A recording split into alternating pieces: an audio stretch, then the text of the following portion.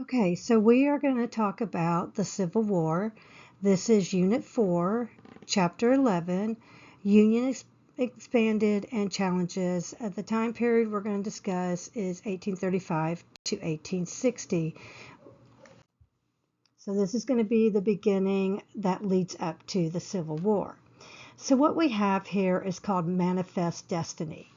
It is this belief that the United States in the 1840s is when this is happening, that the United States, the Americans, had this divine mission given to them from God, that it was their divine right to expand westward across North America. Okay, and this is the territory that the Native Americans are now in. But the justification for this expansion, which they're going to take over those areas, that territory, is that it is their God-given duty to do it.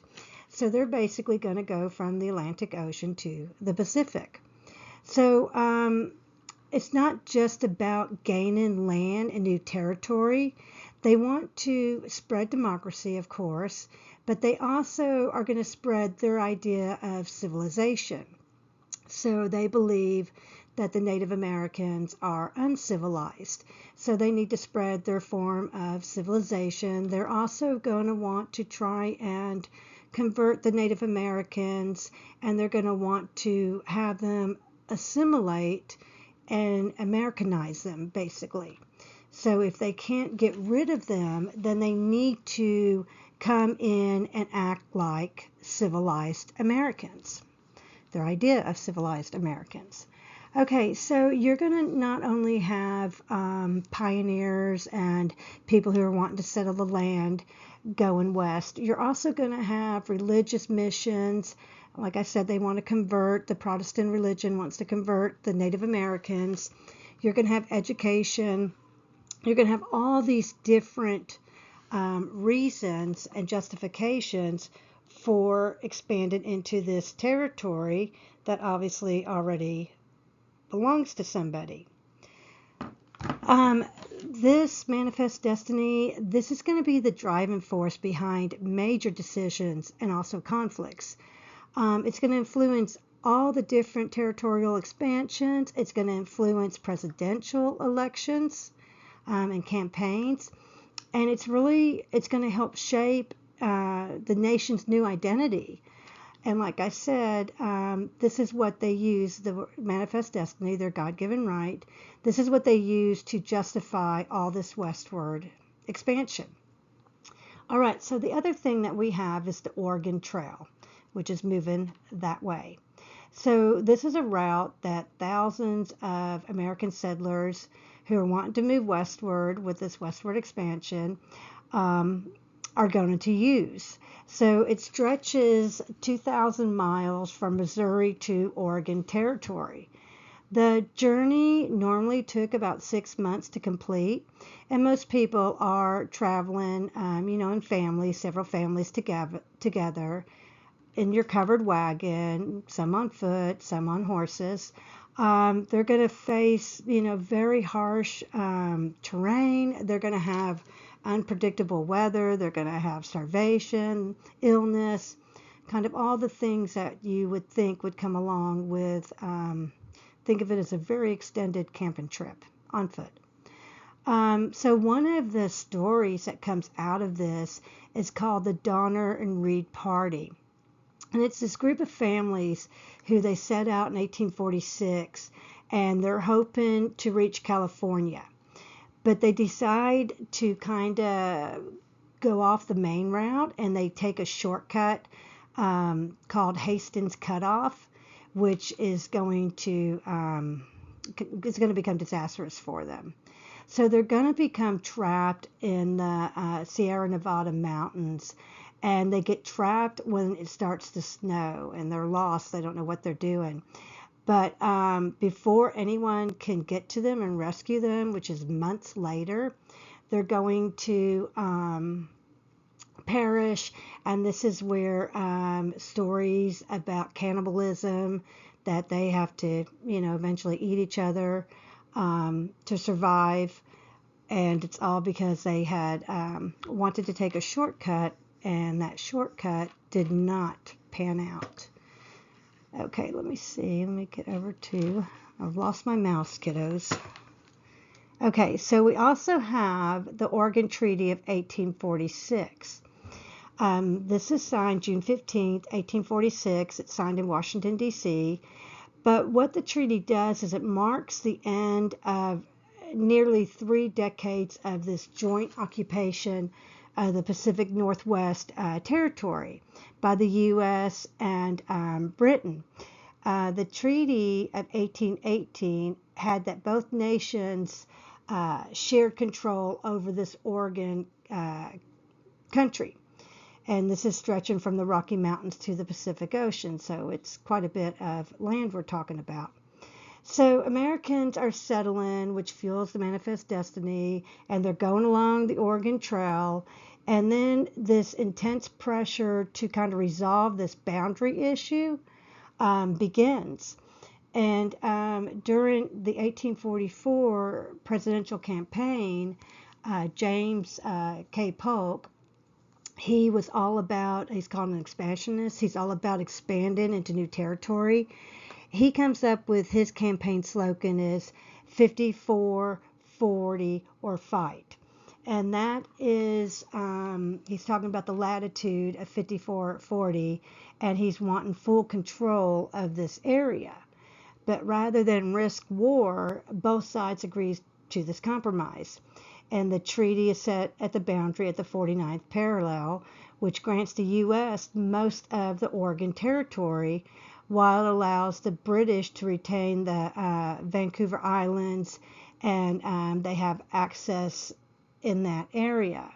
So the agreement kind of solidifies the American claims to the Pacific Northwest and was actually seen as a victory, and it's going to help with settlement in the future. Okay, Texas territory. A lot is going to go on.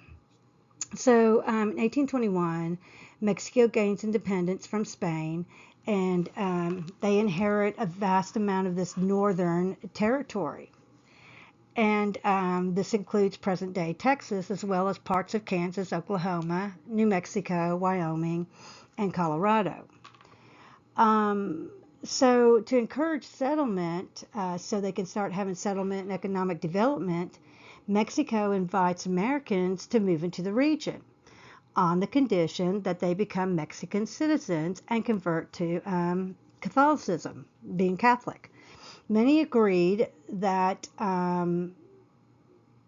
they would do this.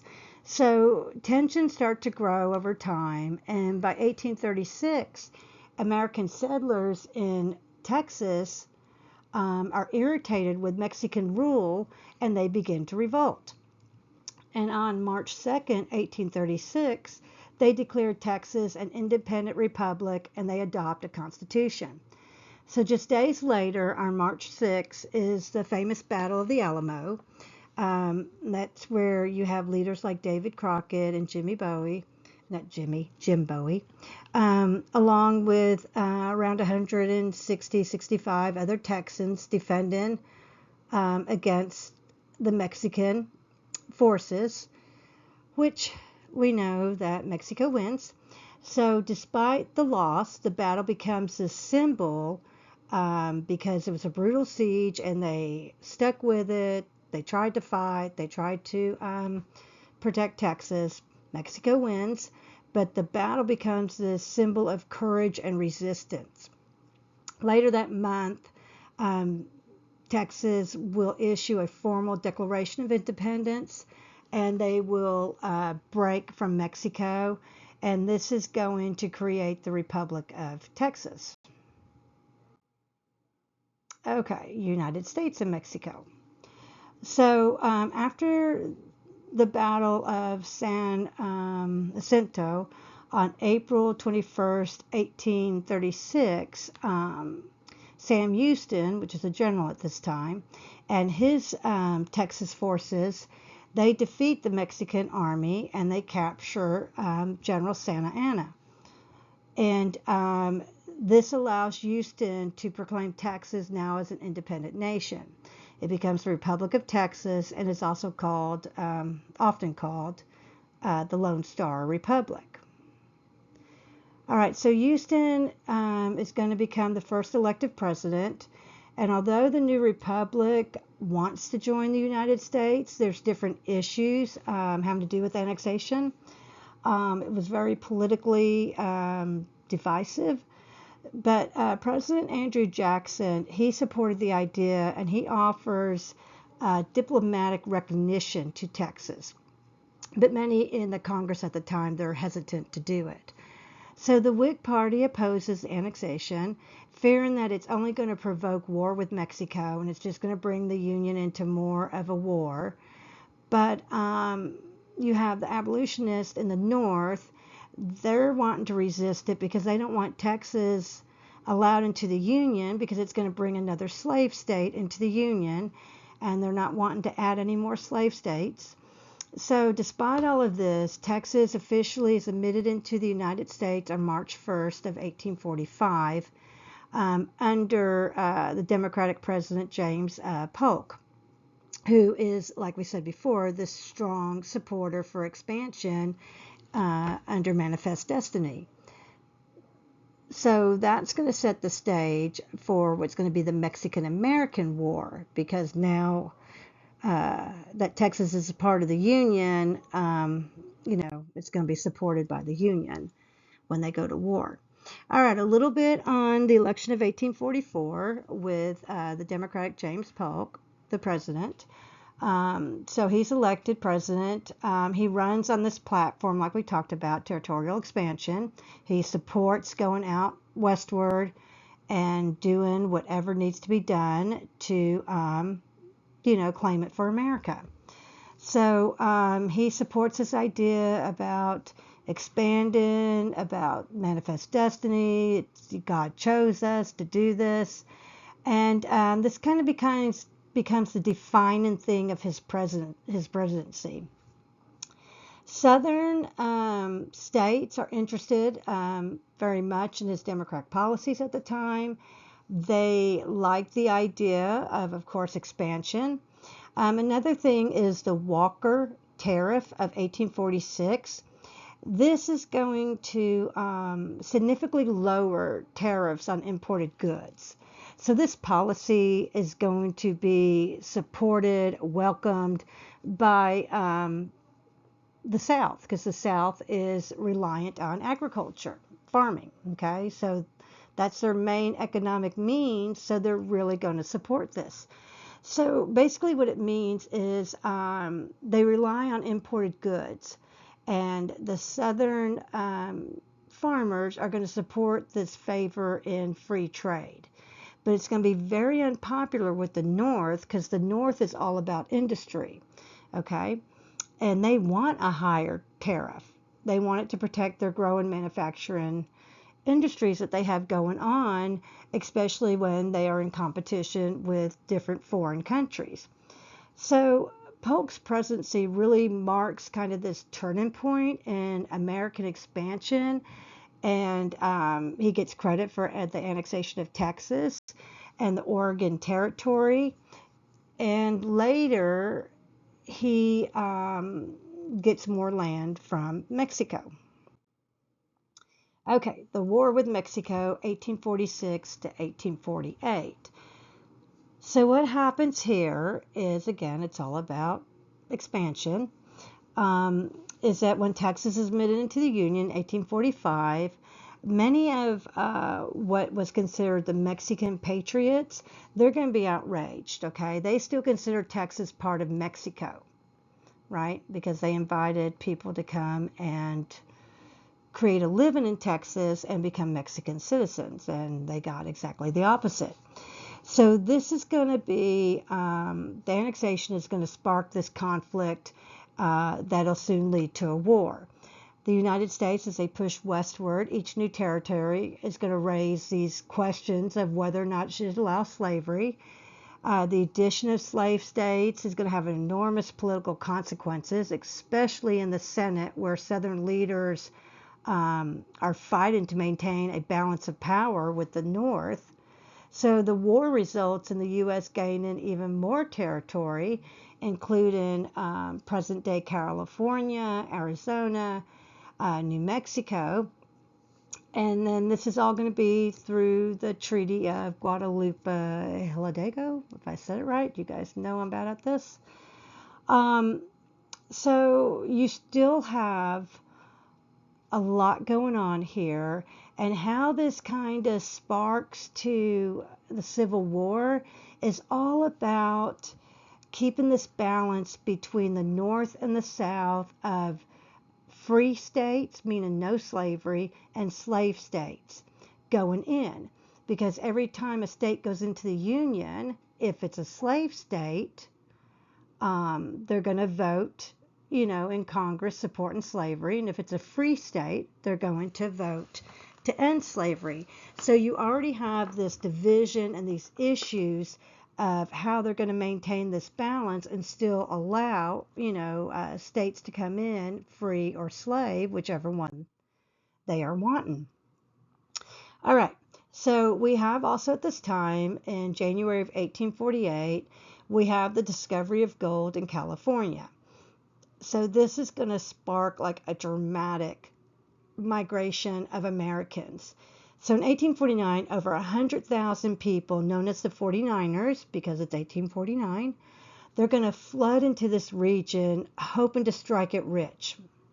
Right? Y'all all kind of know where California is, hopefully. So it's as far west as you can go. So all these miners are going to come into this area, cross over the lands, and come over hoping that they will strike it rich. There's no formal government in this area. There's no law enforcement. So it's going to create this chaos and conflict.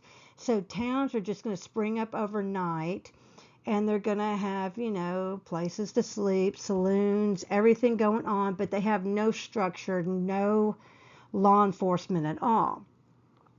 So the president at the time is Zachary Taylor. He's going to recognize this rapid growth and all the issues that are going to come with that. And he's going to encourage California and New Mexico to apply to the Union for statehood, so the government can start enforcing things. So by the end of 1849, California had drafted a constitution that prohibited slavery, so no slavery. And New Mexico followed with a similar stance. So they both want to be admitted into the Union. Both states want to be admitted into the Union, and they do not want to have slavery. So two free states. So Taylor, his proposal to admit California as a free state is going to make all the Southern leaders mad, right? Because two free states, they're going to lose their influence in Congress. So Southern senators are arguing that California lays south of the Missouri Compromise line and has to be entered as a slave state. So they're going to have a debate over California's status, and it's just going to create more of this sectional tension, and it's going to push the nation even closer. So you're going to have, like I said, your Southern senators are going to argue that much of California territory is at this line, the Missouri Compromise line, that says that they really can't be admitted as a free state. They need to go in as a slave state. Again, it's all about keeping the balance so that the government, the Southern states do not lose.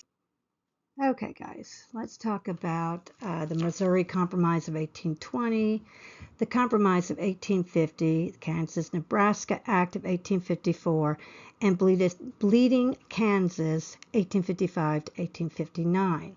This is a whole lot, and this is something that you are going to be tested over quite a bit. Okay, so let's see if I can kind of make this make sense.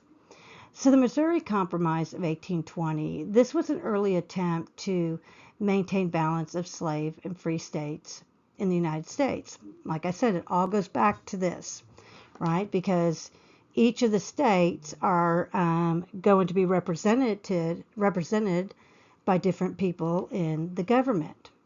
So if you have too many slave states, you've got too many people who can influence the government in the way of slavery, and the same if you have too many free states.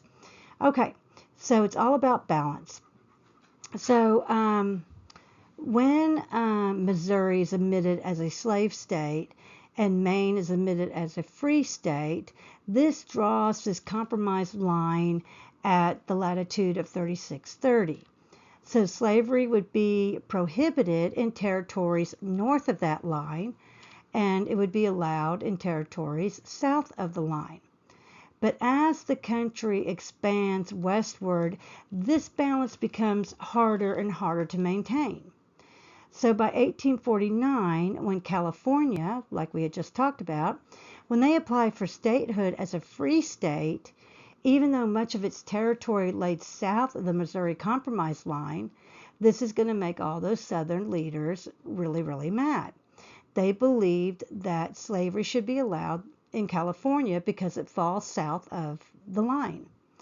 So to avoid a national crisis, Congress passed the Compromise of 1850. Okay, this is a series of 5 laws aimed at preserving the Union, taking care of this problem, because California is too far south of the original 1820 line, and they really should be a slave state, but they don't want to be a slave state. They want to be a free state. Okay, so we've got to come up with something else, so they come up with the Compromise of 1850. All right, so it has 5 laws that they're hoping will prevent a civil war. Okay, so the South gained a stronger Fugitive Slave Act. That's one of the laws, which requires federal authorities to help capture runaway slaves in free states. So the North got California admitted as a free state, and the South got this stronger Fugitive Slave Act, so that was the compromise there. And an end to slave trade in Washington, D.C., and then a more favorable resolution to a dispute, boundary dispute between Texas and New Mexico. Let's see. So what other laws do we have? So Mexico is going to have territory that's going to decide the slavery issue through popular sovereignty, which is the people there, whatever they want. And so they're going to let the settlers vote on that part themselves. So this compromise, the Compromise of 1850, overturns the Missouri Compromise, and it left the slavery question still kind of unsettled. It really isn't fixing the issue. So in 1854, you have the Kansas-Nebraska Act, and this is just going to reignite tensions over repealing the Missouri Compromise, okay, entirely. They didn't want the whole thing repealed. All right, so it creates two new territories, Kansas and Nebraska. And they're allowed to decide whether they want slavery there by popular sovereignty, okay? That means that the people who are there, living there, standing there, being there, they get to decide whether or not it's going to be a slave state or a free state. This is going to lead to this very violent struggle that's known as the Bleeding of Kansas. So this is a very pro-slavery and anti-slavery. You've got both types of settlers. They're flooding into Kansas, okay, because they want to be in Kansas so they can be included in this vote whether Kansas is going to be a free state or a slave state. So from 1855 to 1859, the territory is just, chaos, guerrilla warfare, raids, political chaos, just constant fighting. And it's called the Bleeding of Kansas. And it shows that the compromise alone is not enough, that America is really headed towards this very, very deep division over slavery.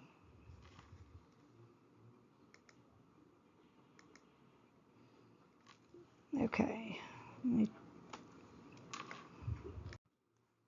All right. So this growing tension between free and slave states, it's really reaching its boiling point in the 1850s.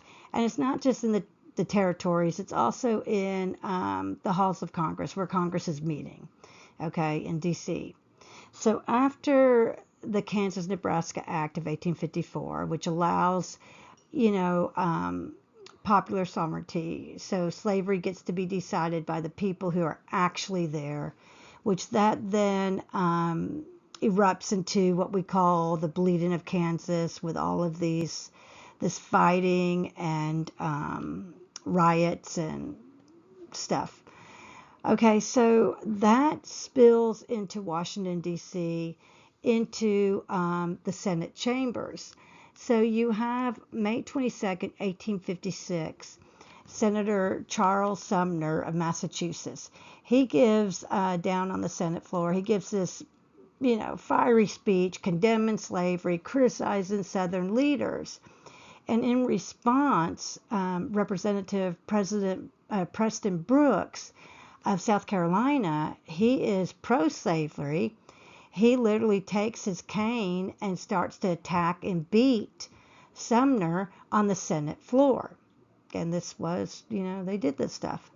So he's beating him with a cane until Sumner passes out and he becomes unconscious.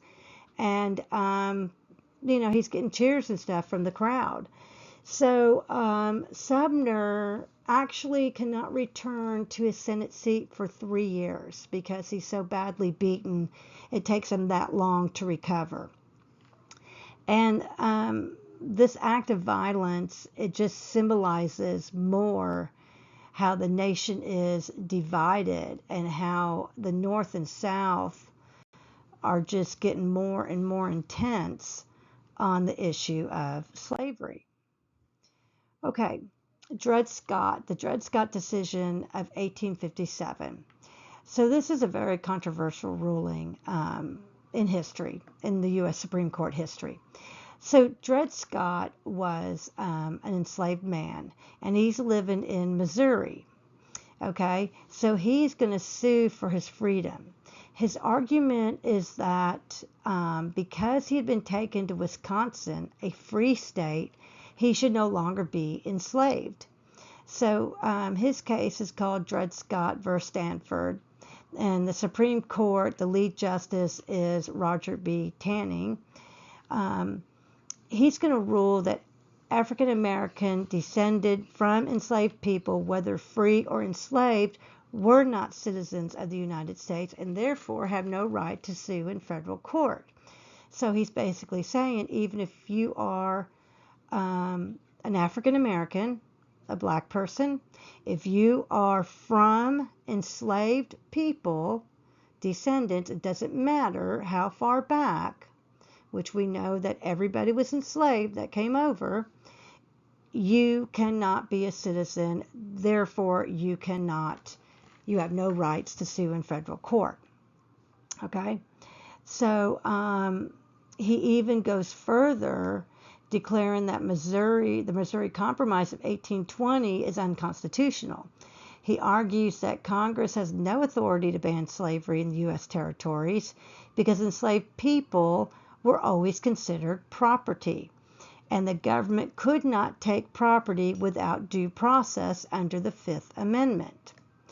So we do not have to guess whether he is pro-slavery or anti-slavery, do we? So this decision is going to outrage Republicans, many who are Northerners. North is wants, to free the slaves, and the South, of course, wants to keep them enslaved. So as it opens up the door for slavery to spread into the free states and basically invalidates this decade of compromise, it just deepens these sectional divisions and pushes the nation closer and closer to the Civil War. It was eventually overturned by the 14th Amendment in 1868, but it's still considered one of the worst decisions ever made by the Supreme Court. Okay, John Brown. All right, so John Brown is very anti-slavery, okay? He is against slavery. So he believes that slavery is moral evil and that it needs to be destroyed. And not through just peaceful protest, but he believes that you need to face this type of evil with direct and aggressive action. So this is very, very unlike other abolitionists who are trying to free slaves. So this is a very radical way of thinking. So he plans to launch this massive slave uprising in the South. His plan is to seize weapons from the federal arsenal that's located in Harper's Ferry, Virginia. And what he wants to do along the way is he wants to find enslaved people and arm them and then lead this rebellion that's just going to spread all along the Appalachian Mountains. So on October 16, 1859, Brown leads a very small group of 18 men to carry out this raid.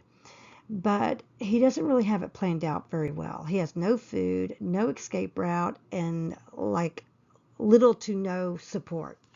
So the raid is going to fail very quickly, and Brown is going to be captured, and he's going to be hung. But what it does is, because Brown is a white man, and he's a Southern white man, it's going to really kind of shake the ground of the other Southern plantation owners and Southern white men that basically one of their own could want to do this. So that's kind of the lasting impact that Brown has, and he gets executed a few days later. Okay, Lincoln. So Abraham Lincoln, he is going to kind of emerge onto the political scene as this powerful voice in national debates over slavery during the 1850s. That's kind of our key time period. So he's considered a very moderate person politically. He's very passionate when he speaks about slavery as a moral issue. He famously declares a house divided against itself cannot stand, and kind of forewarns the government about, how we need to come together, how we need to have unity. He is saying, we can't have half slave states and half free states because we're a house that can't be divided because it will not stand. So these words are very alarming to the Southerners. If he becomes president, he's going to do away with slavery, and the South sees him as this dangerous radical. Because remember, the South depends on slavery for their entire economy.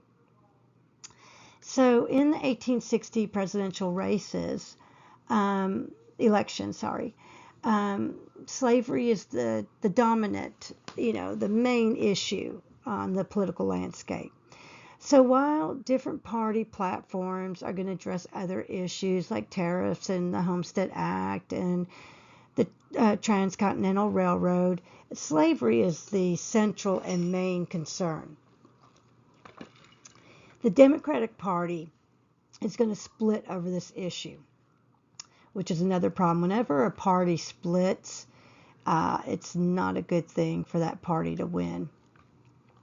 So at their convention in Charleston, the Democrats, they're going to have what they're going to call Northern Democrats, which are going to back Stephen Douglas, who he supports the idea of popular sovereignty, meaning that the people in that state, they get to vote, they get to decide, no matter where the territory is, on whether or not they want it to be a slave state.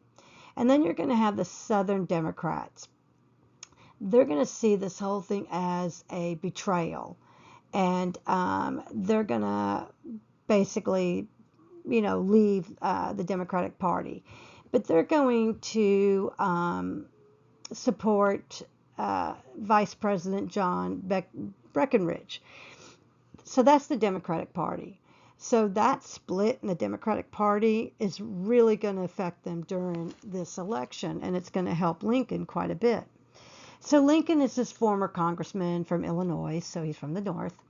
He gains this national attention by opposing the Mexican-American War, and he debates in what's called the Lincoln-Douglas debates in 1858. And his views on race are reflected in this era's prejudice. Okay, he personally opposes slavery, and he politically fought for its expansion. So in November 1860, Lincoln won the presidency without a single Southern electoral vote. So no one in the South, in the Electoral College, he has no votes. So this is really going to shock the South, and it's going to make them believe, of course, that there was something going on, that the election wasn't fair, because Lincoln does not receive any votes, any support from the South. So, and he only wins 40% of the popular vote. So his victory, like I said, it's this shock to the South, and they think that, there's more going on. And they're worried that Lincoln is going to, of course, end slavery, which will really affect their economy.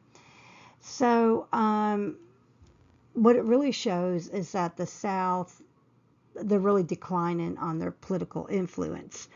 And free states outnumbered slave states, and that held a lot in Congress and the Electoral College.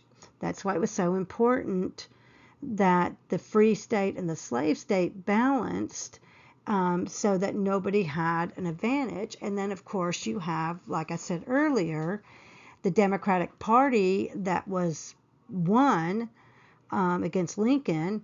They split, so that, of course, is going to take votes away. So Lincoln assures that he's not going to interfere with slavery in the South, but the South is not going to, they're not going to believe him. So in the wake of Lincoln's election in 1860, like I said, the Southern states, they don't believe it was legit. They're very upset. They're very worried. So they're going to begin to take drastic action. And on December 20th, 1860, South Carolina is going to become the first state to actually cede from the Union, to leave the Union.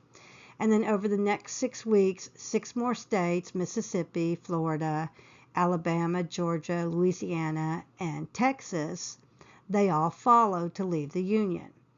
In February 1861, representatives from these 7 states, they're going to meet in Montgomery, Alabama, and they're going to form a new government. They're going to call themselves the Confederate States of America.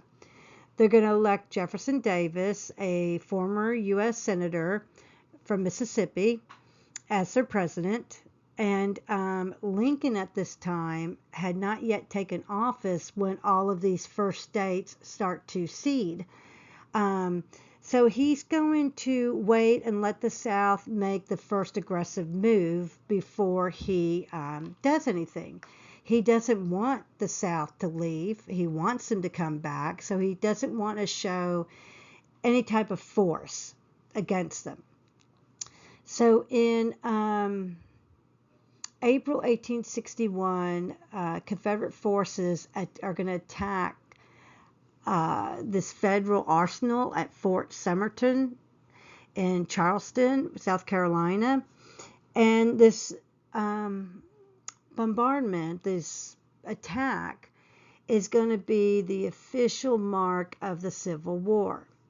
So in response to this, Lincoln calls for 75,000 volunteers to go and suppress the rebellion.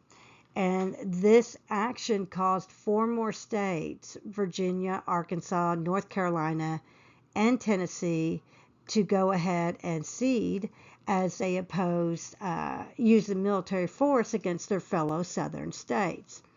So this is what is going to be the start of the Civil War, and this is going to kind of divide, the division has begun, and this is what's going to begin what is going to be the bloodiest conflict in American history.